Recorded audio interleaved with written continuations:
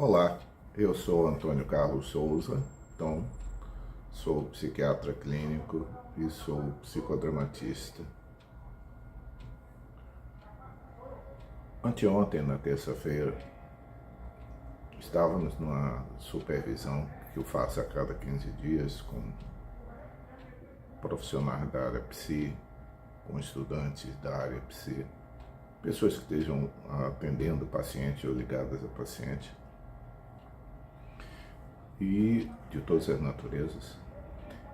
E uma colega nossa, psicóloga, nos traz um caso que eu diria que é bastante emblemático de uma situação que eu já ressaltei várias vezes aqui, mas essa ela trouxe, vamos dizer assim, de uma forma bastante crua para a gente, para o grupo.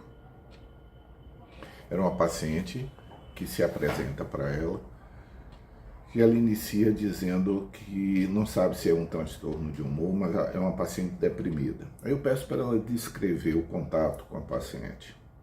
Então, quando ela descreve a paciente, ela descreve uma paciente que tem humor deprimido, é perceptível o humor deprimido dela, o discurso deprimido, mas no decorrer da entrevista ela vai se tornando cada vez mais irritável, falando de uma forma mais incessante e, como disse a própria colega, ela disse que eu não consigo interromper, com humor que fica no polo deprimido, irritável, mas com uma fala bastante rápida e incessante. Bom, isso deu origem a uma discussão bastante interessante e aquilo que eu quero novamente, acho que pela quinta ou sexta vez, trazer para aqui. Existem várias palavras que elas, aliás, como eu continuamente eu repito aqui, todas as palavras em psiquiatria e todos os diagnósticos em psiquiatria, eles já têm um conceito no senso comum. E como eu gosto de repetir, senso comum não é bom senso. E o senso comum em relação à psiquiatria invariavelmente é errado. Seja esse senso comum de uma pessoa leiga, seja esse senso comum dito por um médico de que não seja psiquiatra. O senso comum em relação à psiquiatria, quase que invariavelmente, é equivocado. E uma das coisas bastante curiosas em psiquiatria é que existe uma palavra que praticamente ela virou um genérico em psiquiatria, que é a palavra depressão. Então, eu já escutei pessoas solicitando consulta, dizendo que tem um filho, tem um pai, ou o que seja, que tem depressão. E quando essa pessoa chega, essa pessoa tem um quadro de natureza psicótica, um paciente que tem esquizofrenia. Já vi pessoas sendo descritas ao telefone como deprimidas, quando elas têm um quadro demencial. Já vi pessoas sendo descritas como deprimida quando ela tem um transtorno intelectual, tem um retardo mental. Já vi pessoas sendo ditas pelos familiares como deprimidas quando tem um transtorno de ansiedade generalizada. Então a palavra depressão, ela virou um saco de gato. As pessoas pensam que ao escutar compreendo o que está sendo dito, mas virou um saco de gato. Então, para mim, quando eu escuto alguém dizer eu tenho alguém que tem depressão, eu me preparo para receber qualquer diagnóstico psiquiátrico possível, porque virou esse saco de gato. A palavra virou esse saco de gato. As pessoas usam a palavra, e quando eu digo as pessoas, eu incluo também os profissionais de medicina que não sejam psiquiatras. Virou um saco de gato. Faz sentido para a pessoa, isso é depressão, porque como parece fazer sentido, as pessoas o usam. Depressão não é tristeza, ela pode incluir a tristeza, mas ela tem uma evolução, tem um comprometimento, não é apenas a tristeza, é um conteúdo que é pesado, que é autodepreciativo, culposo, que é um sentimento de inutilidade, de fim de linha, de cansaço da vida, de não mais ter futuro, que é uma lentificação do pensamento, tudo vem muito lentamente na vida dele, no pensamento, na fala, no gestual, na postura. Então, depressão, e é duradoura, ela dura mais tempo do que uma tristeza, que é uma perda, é uma reação a uma perda. E, portanto, tem uma curva em cima para baixo, né? Ela é assim. A depressão, ela vem e se mantém. Então, depressão, mas, curiosamente, depressão, como a queixa do paciente ou das pessoas que o veem, é de uma pessoa triste, abatida, com perda de peso, que se desinteressou das coisas, tem um conteúdo de morte no discurso ou na fala, ou expressa essa intenção, fica prostrado. Então, o aspecto de uma pessoa deprimida lembra para o paciente e para os familiares e os circunstantes, aquilo é obviamente algo, entre aspas, o que eu vou dizer, uma doença. Então existe essa sensação de ter uma doença que precisa ser tratada. E onde é que está o ponto-chave em relação à psiquiatria?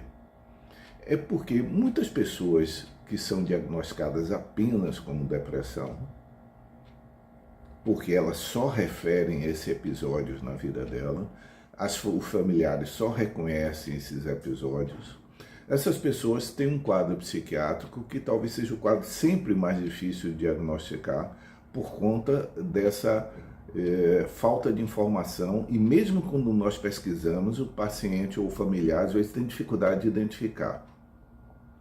Como o humor, o nosso humor, é a nossa resposta a situações que estão em volta da gente, então o humor normal ele é flutuante em relação à circunstância. Mas o humor pode se cristalizar. Ao se cristalizar no polo inferior ou no polo para baixo, é o humor depressivo. É esse que eu me digo que as pessoas conseguem reconhecer como um problema. Mas há muitas pessoas, uma percentagem grande de pessoas no mundo, que além de ter essa variação para baixo, que é reconhecida como um problema, elas têm uma variação para cima. Essa variação para cima, em que o humor, em lugar de estar deprimido, ele está elevado, ele está eufórico, ele está hipertímico, é que configura o que nós chamamos de transtorno bipolar. Quando essa elevação de humor é tão significativa que o comportamento é substancialmente alterado, também é facilmente identificável pelas pessoas, não pelo paciente, mas é identificável que algo saiu do prumo ali. Então, se o paciente deprimido é identificado como tendo alguma coisa que não está funcionando bem, pelo aspecto totalmente lentificado, conteúdos e apresentação para baixo, a elevação de humor que seja bastante significativa, que nós chamamos de mania em psiquiatria. Mania em psiquiatria não tem as características que as pessoas usam no dia a dia como hábito. Não, mania não é hábito, mania não é comportamento compulsivo. Mania é uma elevação patológica do humor, tal como depressão não é tristeza. Depressão é uma patologia maior do que a tristeza, com mais coisas do que a tristeza. A mania é uma elevação, é uma euforia patológica. Então a mania também é facilmente identificável, porque o comportamento fica tão destrambelhado, tão diferente do habitual, que é reconhecível. Obviamente o paciente, na sensação eufórica, ele jamais vai aceitar que ele tem um problema. Mas qual é o nosso problema diagnóstico, que é esse que apareceu nessa história? Quando essa elevação de humor é mais discreta, ou seja, ela tem uma depressão que é reconhecida, tem pensamentos suicidas no período depressivo, ou seja, classicamente já tem uma depressão, mas a subida de humor dela não é tão significativa a ponto dela própria reconhecer ou os circunstantes familiares reconhecerem. É apenas uma elevação. Como essa elevação não chama tanto atenção, geralmente não vem dentro da história espontânea que o paciente conte. Ele vai relatar que tem vários episódios de depressão. E o que leva o psiquiatra, principalmente os nossos profissionais que têm pouco tempo de lidar pela demanda de pacientes, e muitas vezes diagnosticar como um transtorno depressivo recorrente e prescrever um antidepressivo. Porque ele só tem depressão. O psiquiatra pode até investigar, e geralmente nós investigamos, porque isso é uma pedra no sapato nosso. O psiquiatra investiga, ele pergunta, já teve algum período? O paciente geralmente, né, que se ele estiver sozinho, ele vai dizer que não. E os familiares geralmente não reconhecem isso como uma patologia. Porque não é tão suficientemente elevado a ponto de justificar uma discrepância do comportamento. E é uma situação em que a pessoa está como? O que é uma elevação discreta do humor? A pessoa está substancialmente mais alegre, mais falante, mais desinibida, mais simpática, os pensamentos fluem com mais facilidade, mais criativa. Ela está mais corajosa, vamos dizer assim, ou seja, mais impulsiva, com menos controle de risco dela, a administração de risco é menor, mas não é nada que chame tanto a atenção. Como isso não chama atenção e passa batido na história, muitas pessoas são tratadas só com antidepressivo. E o resultado disso é que essas pessoas que têm também esse lado que nós chamamos hipomania, ou seja, é uma elevação discreta. A mania é aquela que é substancialmente diferente. A hipomania é uma elevação mais discreta, que muitas e muitas vezes passa desapercebida ou justificada, ela é racionalizada, como depois de tanto tempo deprimida, coitada, deixa ela mesmo se divertir um pouquinho, porque as cores ficam mais alegres, ela tem menos necessidade de sono, tem mais disposição física, compra mais coisas para ela, e muitas vezes isso é visto como um resgate do período depressivo, e não como a virada para o outro lado do polo. Ele sai do polo deprimido para o polo de euforia. Como é euforia discreta, passa batido. Qual é a consequência disso? É que pessoas que tenham esse quadro, que nós chamamos de transtorno bipolar tipo 2, porque a elevação é mais discreta, tratadas apenas com antidepressivo, tendem a acavalar as fases e começar a misturar as condições, como essa paciente apresentada por essa colega nossa. Ela tem um humor deprimido, mas bastante irritado e com uma aceleração tão significativa que ela não pode ser interrompida. Ela mistura sintomas das duas fases.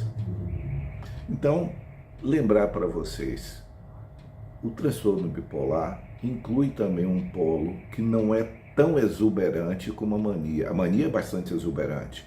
A depressão tende a ser exuberante, ou seja, é facilmente reconhecida. Mas a hipomania, que como eu chamo de pedra no sapato da psiquiatria, porque muitas vezes passa desapercebido, porque faz sentido para a pessoa ter ido uma vez no psiquiatra numa fase depressiva, não tinha nenhuma fase hipomaníaca, o psiquiatra prescreveu o antidepressivo, a paciente ou o paciente nunca mais retornou a um psiquiatra e mantém o uso do remédio, porque foi o remédio que foi passado para ele. E a manutenção de um antidepressivo num paciente que seja bipolar tipo 2 só tende a agravar o quadro dela pelo esse acavalamento das fases, ou seja, a pessoa passa a ter aqui que nós chamamos de estado misto, que é a mistura de sintomas da fase euforia com a fase de depressão. Eu sei que para a maioria das pessoas isso que eu estou dizendo talvez seja só uma curiosidade, mas para os profissionais da área, médicos clínicos, psicólogos, etc., é sempre importante nós investigarmos o outro lado e percebermos que para o paciente deprimido, muitas vezes a elevação discreta do humor absolutamente não é reconhecida como um problema, como sendo algo a ser diagnosticado. E muitas vezes é vista como um resgate do período em que ele esteve deprimido. E muitas vezes pessoas que são extremamente tímidas, ao ficarem hipomaníacas, elas corrigem entre aspas, a timidez dela e jamais vão declarar isso como um problema. Espero que haja sido interessante para vocês. Tchau.